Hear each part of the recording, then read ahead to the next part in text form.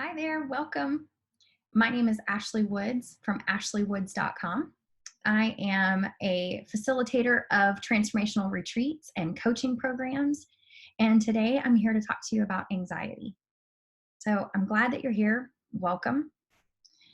Assuming that if you're here, you're no stranger to anxiety. And I hear you, I can relate. I've kind of always had a propensity to be an anxious person. I was the young child that asked 20 questions in 20 minutes. I wanted to know where we were going and who was going to be there and what was going to happen next. Um, Always trying to give myself a sense of control and ease sort of the restlessness and uncertainty that I felt about what was going to happen next. So, a lot of my personal journey of meditation and dance, and so much of the work I do, which is really about helping people to quiet the noise in their head so that they can hear the wisdom of their heart. That work is founded on my own personal practices and my own journey of learning to quiet my own noise, my own anxious mind, so that I can hear something deeper and wiser speaking to me. So, today I want to share with you 3 simple tools that you can use for immediate relief anytime you start to feel anxious or overwhelmed. Okay, without any more time, let's jump right in. So, it's my intention that this is a short, sweet, and highly impactful conversation for you. So, let's get started. All right, I'm going to share my screen with you and then share this lovely thing. All right, let me scoot over here. All right, so 3 simple steps to relieve anxiety. Here's what we're going to go over. I want to define what anxiety is. I want to talk about how it works, address the physical experience that it is, because for those of you who have anxiety, you know what I mean. It's a full visceral experience. I want to talk about how we can start to recognize it before it takes us over. And then I'll tell you the 3 simple steps you can take for immediate relief. And then I'll be sure to leave you with some further resources that can help support you. Okay, first and foremost, anxiety. It's a fixation on the future, right? It's us focusing on what's going to happen next, what could happen next, and doing all of it with a sort of a background of fear. It's fear of a perceived threat that we believe could happen in the future. A perceived threat, right? Quite often, it's not an actual real threat, but something that we've made up in our mind as could potentially happen or possibly happen, and it's causing us to respond. We also know that anxiety is a combination of not just fearful thoughts or anxious thoughts about the future, but it's accompanied with emotions and a lot of physical sensations, which we'll talk more about in just a minute. What we want to know and appreciate is that an anxious mind, it will scan your life and try to warn you of potential dangers. In that way, our mind can sometimes be a really great tool. If we actually were in danger, we'd be really grateful to have this tool that's going to look out, scan, and tell us of what to look out for. It's just more often than not, we're not actually in danger. We're just sort of living in this anxious state as if we are. So knowing that our mind is going to scan the environment to warn us of potential dangers is just valuable to know, right? That's what an anxious mind does. Anxiety is perfectly normal. If you're a human being, you have experienced anxiety at some point in your life. It just so happens that some of us have a tendency to be a bit more anxious than others, right? But if you experience anxiety, don't make yourself wrong for it. It's okay. It's a perfectly normal thing to experience. And there are certain situations where it makes absolute sense that you're anxious. But I will insert a little disclaimer here to say that if you're experiencing anxiety that's debilitating, that is keeping you from being an active participant in your life, um, probably time for you to seek professional help, right? A doctor, perhaps a medication, or something that could support you in moving beyond that. So put that little disclaimer in there. If that's you, please reach out and seek professional help. All right, so train of thoughts. We use this phrase of speech a lot, right? I lost my train of thought. Well, the way a train of thought works when it comes to anxiety is that we have a fearful thought. And maybe we are busy doing something and we don't even really recognize that we're having a fearful thought, or we're fixating on the future. We're thinking about the future. We're thinking about what might happen. We're wondering how it could go. We're perceiving that it might go badly. We're worried that it could go wrong. We're worried that somebody won't like us, some variation of these thoughts. And the thoughts begin to stack one after the other. And the train starts going down the track. And before we know it, it's got a little bit of more momentum and you know what I mean, right? If you've been on the anxious train, you know it starts barreling down the track and it feels almost impossible at that point to get off. But a train doesn't leave the station at full speed. It starts off one little chug, chug, chug at a time. And it's important to know that our thoughts tend to do the same thing, with the rare exception of one of those like triggered moments. Mostly, our anxiety builds over time. One fearful thought after another, one future fixated thought after another. And if we're not paying attention and we don't catch them before they gain speed, the next thing you know, we're in a bit of a spiral, as I like to call it, right? It's like the train's barreling down the track and it feels hard to get off. And the problem we don't often notice is that this is happening until we are full speed ahead on this train. And then it feels miserable. Then we can't help but notice because it feels really awful, right? So that's how it works. A thought occurs, and when it does, it triggers an emotional response. So we have a thought. Most likely, we have a fearful thought or a worrisome thought about the future. And when we do, an emotion gets released. A hormone gets released in the body, and the body responds with a physical sensation. Okay, so the thought gets triggered.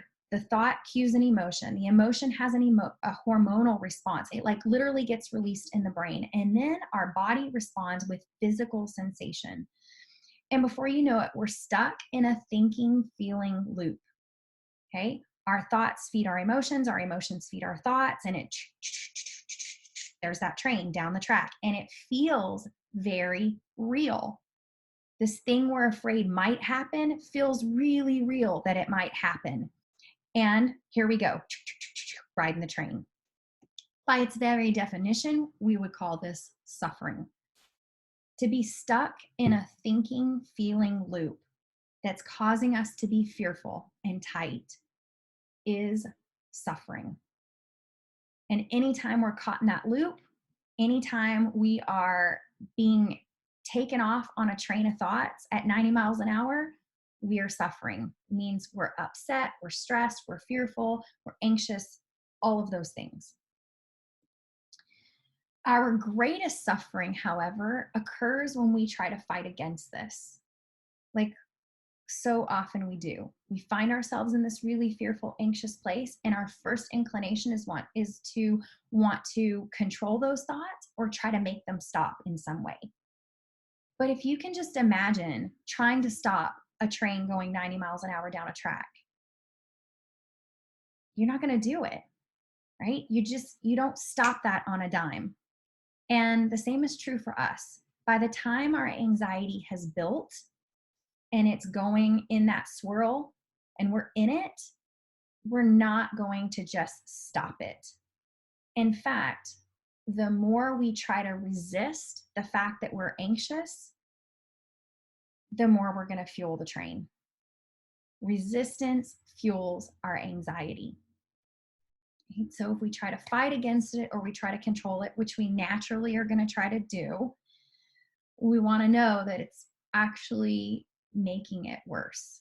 Right? If you ever felt anxious and you try to tell yourself that you shouldn't feel anxious, or you try desperately to try to fight against it and make it go away, you're only making it worse.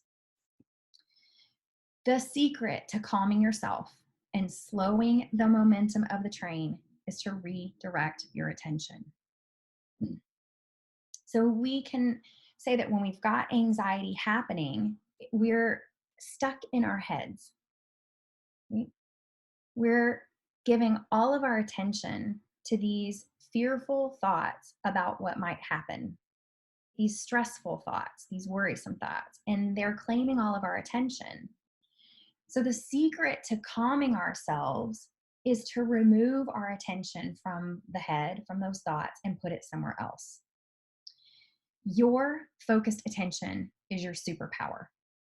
I say this all the time in retreats and with clients that I work with. I believe it wholeheartedly that your focused attention is your superpower. And where you choose to put your attention completely shapes your experience of your life. And it's a highly creative act. So, withdrawing your attention stops fueling that train.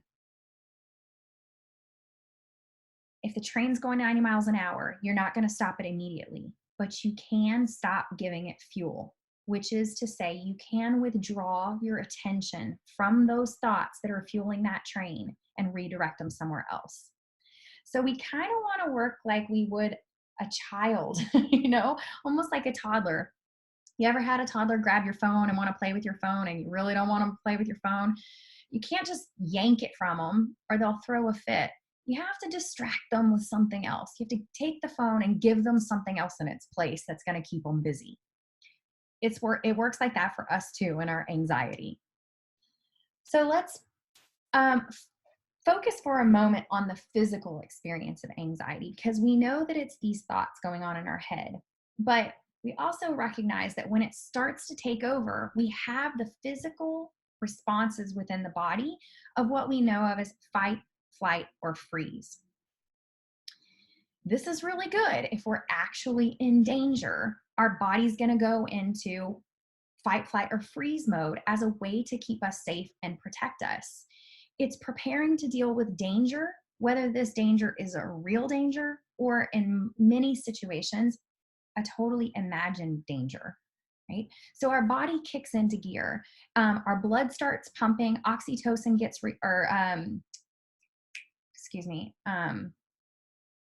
cortisol. I'm like, what's the stress hormone? Cortisol gets released in the brain, the stress hormone. Our focus narrows so that we can deal with whatever circumstance is trying to kill us. So our focus is going to narrow. Our blood's going to start pumping faster through our body to our extremities. It's preparing to fight or to run like hell. So all these physical things are going to happen in our body, whether we're truly in danger or not. When this happens, our options seem limited because the prefrontal cortex sort of goes offline and the part of our body that is just ready for survival kicks in. Critical thinking and imaginative thinking, creative thinking, all gone, all disappeared in this moment. Again, we just want to recognize it's really valuable to know that anxiety is causing all these physical things to happen in our body. And we are less able to see possible solutions, come up with creative ideas, brainstorm, think outside of the box. All of that stuff is gone. Now, you might want to recognize for you, how do you experience anxiety in your body? So here are some of the ways that people typically experience it, and you can recognize for yourself. Tightness of chest, pressure in your head, racing heart, sweaty palms, furrowed brow. I know I do this one. An ache behind the eyes, restlessness, also very common for me. Fatigue is a response, unwanted thoughts, the feeling that the walls are closing in, a trembling experience, or just a general shortness of breath.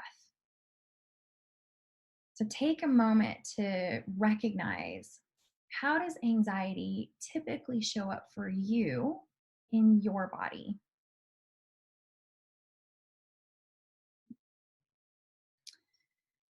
All right, so now we've talked about what anxiety is. We know that it's this perceived threat of things that might happen in the future. It's a fear. And we know how it works in the physical body and how it causes us to narrow focus and prepare to fight. We know that our likelihood of slowing it down increases the quicker we can catch it. That if we wait until that train is barreling down the track, we're going to have a hell of a time stopping it. Our best efforts are going to be stop fueling it. So, here are the ways that we can redirect our intention, just like we would do with a 3-year-old, and take our attention to something more productive. So, these 3 simple steps are A, B, C: anchor, breathe, and count colors.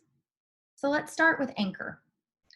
An anchor is something that you can hold on to in the moments when things start to swirl. This is something that you know to be true, that even in the midst of fear and uncertainty and angst, you can root into this thing and you say, I know this to be true. For me personally, one of my favorite anchors is this too will pass. Right? I know that that's true.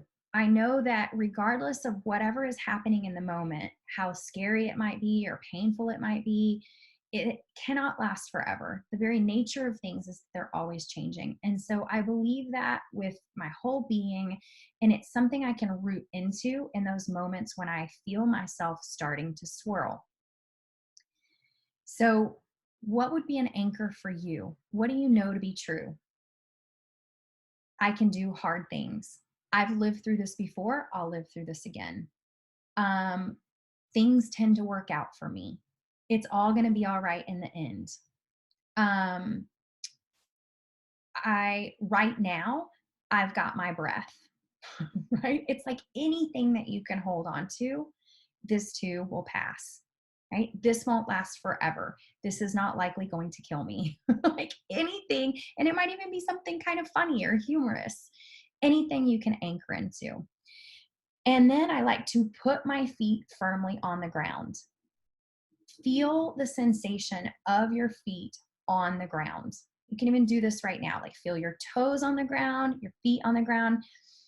If this feels hard, and this can especially feel hard in a moment when the train feels like it's gaining momentum and you're flooded with emotions and thoughts and it's hard to get your grounding, stomping your feet can make a difference because it's dense and gross and strong sensation. So I've practiced that before. Stomp, stomp, stomp until I've moved my attention from the anxious thoughts in my head to the physical sensation of my feet on the ground. Boom, boom, boom. And I've anchored into this will pass. This is not going to last forever. It's probably not going to kill me. This is going to pass. Right? So anchor with something you know to be true and firm feet in the ground.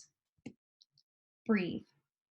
Sounds simple, but it's something that doesn't happen when we're anxious. Anxiety kicks in and our breath shortens and constricts.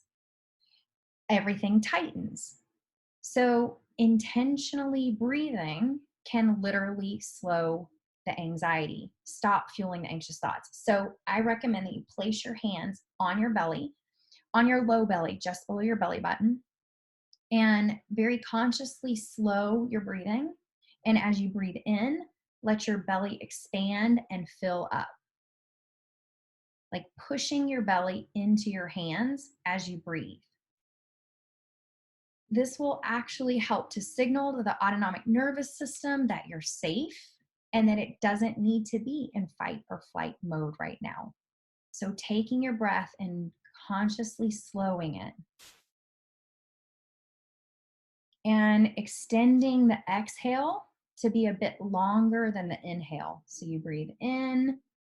Sometimes, and we like to call this 7-11 breathing. So you can imagine breathing in to the count of 7 and breathing out to the count of 11. So you're extending that out breath which is naturally going to help signal to your body that you're safe and it's okay. Continue to breathe in this way until you feel yourself soften. And this is beautiful to do in combination with anchoring. So you can feel your feet on the ground. I often tell my clients, feet on ground, breath in belly. Right? Anytime you feel nervous, overwhelmed, anxious, afraid, feet on ground, breath in belly. And then lastly, our C is counting colors. So this is kind of a fun, playful way, but again, we're looking to redirect our attention from these thoughts in the head out into something else. So you're going to go in the order of a stoplight: green, yellow, red. Scan your environment, find something green, anything that's green. Then repeat, find something yellow, and then find something red. Start over at the bottom. This time, find two things that are green, two things that are yellow, two things that are red. Do it again. Find three things that are green, three things that are yellow, three things that are red. And just keep going as long as you need to until you have slowed that train of thought and you can start to feel your nervous system come back to homeostasis. The reason this works is that we can't take our attention and focus out here in the environment to find something green and be fueling our anxious thoughts. So it's a way that we can redirect our attention from everything that's going on in the head and pull it out into the environment. It seems so simple, but it's a highly effective way to start to ease your anxiety and find some relief.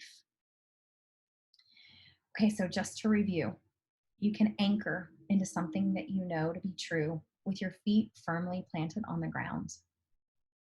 Place your hands on your belly and breathe. Intentionally slower breaths. Get out of your head and into your environment. Find green, yellow, red, count the colors. And just put this on repeat until you start to feel yourself calm down. It's important for you to remember you are a powerful creator. I say this to my clients all the time. I say this in retreat. You are a powerful creator and you are always co-creating your experience of your life and your reality. And it's okay for you to feel good. When you start to feel that anxiety kick in and that train wants to start barreling down the track with you on board, remind yourself, I'm a powerful creator and it's okay for me to feel good. And then do what you know to do to feel good. Anchor, breathe, count colors. All right, you guys, that's it for today.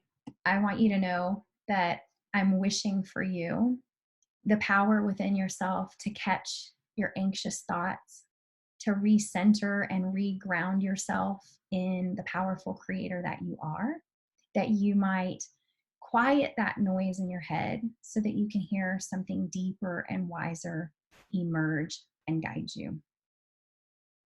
You can find all kinds of further free resources on my website here, and they'll take you to guided meditations and exercises and journal prompts and just all kinds of things that can support you in living your most creative, fulfilling, self-expressed life. Thank you for being here with me today, and best wishes to you.